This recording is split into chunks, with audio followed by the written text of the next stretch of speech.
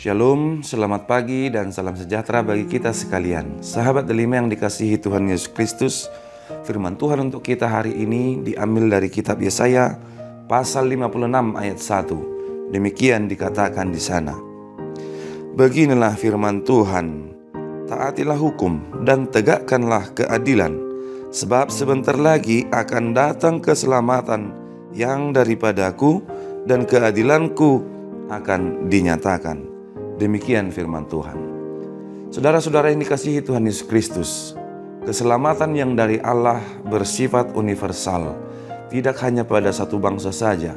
Keselamatan itu adalah milik semua umat ciptaan Allah.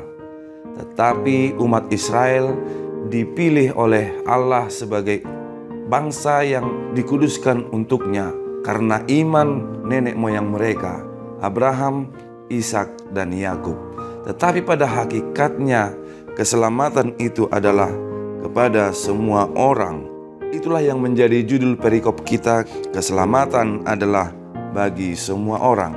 Hal itu telah difirmankan Tuhan pada Yohanes pasal 3 ayat 16 yang berkata, karena begitu besar kasih Allah akan dunia ini, sehingga ia telah mengaruniakan anaknya yang tunggal, supaya setiap orang yang percaya kepadanya tidak binasa, melainkan beroleh hidup yang kekal. Kepada dunia ini, tidak hanya kepada satu bangsa, tidak hanya kepada satu suku, tidak hanya pada satu kaum, tetapi kepada semua bangsa. Hal itu juga telah dinyatakan oleh Rasul Paulus kepada jemaat di Roma yang bukan umat Israel. Dikatakannya dalam pasal 3 ayat 29-30, atau adakah Allah hanya Allah orang Yahudi saja?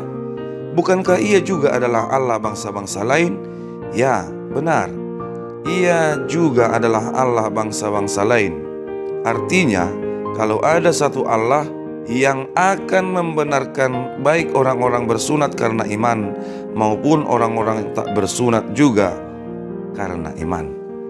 Karena itu keselamatan yang dari Allah semakin nyata melalui Yesus Kristus. Dengan sempurna Yesus Kristus telah menunjukkan keadilan, hukum, dan kebenaran Allah yang semuanya dinyatakan melalui kasih Allah atas pengorbanan Yesus Kristus di kayu salib.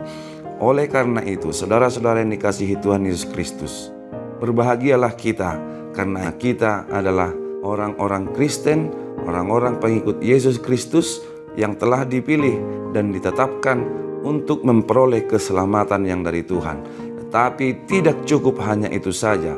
Kita harus menunjukkan hukum dan keadilan. Kita harus menaati hukum dan menyatakan keadilan Tuhan dalam kehidupan kita sehari-hari.